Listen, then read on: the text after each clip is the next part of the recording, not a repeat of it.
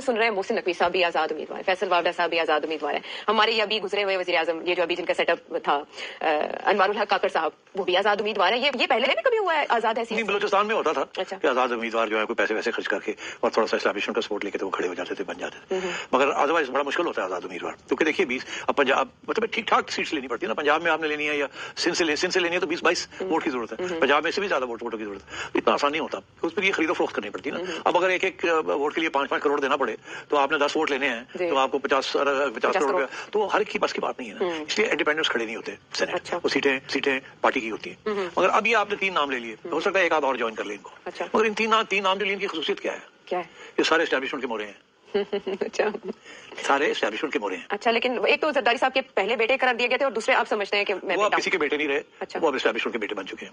Okay. अच्छा, तो ये यकीन कर ले मेरे से मेरे तो दोस्त है ना, तो कुछ तो पता ही होता ना।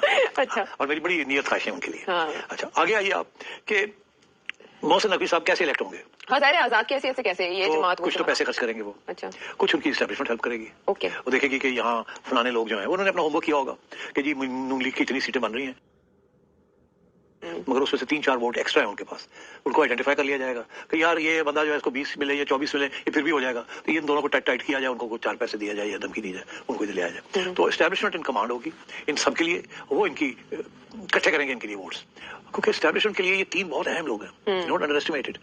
ये इन्होंने बड़ी खिदमत की है एस्टैब्लिशमेंट की और आगे भी इनकी खिदमत की जरूरत पड़ेगी एस्टैब्लिशमेंट। अच्छा। तो क्योंकि देखिए हर सेनेट हो, कोई अपर हाउस है और या नेशनल असेंबली हो, अपने बंदे होना बड़ा जरूरी है। तो अब असेंबली में तो हो नहीं सकते क्योंकि वहां तो पार्टी के लोग आए हैं, पार्टी डिसिप्लिन है, तो सेनेट में ये हो सकता है। तो बहुत से बिल्स ऐसे होते हैं जो सेनेट में इंट्रोड्यूस किए जाते हैं, तो उनको किल करना होता है, या कुछ बिल्स ऐसे होते हैं जिनको इंट्रोड्यूस करना होता है, उनको थोड़ा सा बढ़ाना होता है। तो और इनमें से कुछ ऐसे लोग भी हैं जो कि अब मिनिस्टर बनेंगे या बनवाए जाएंगे इन ड्यू कोर्स।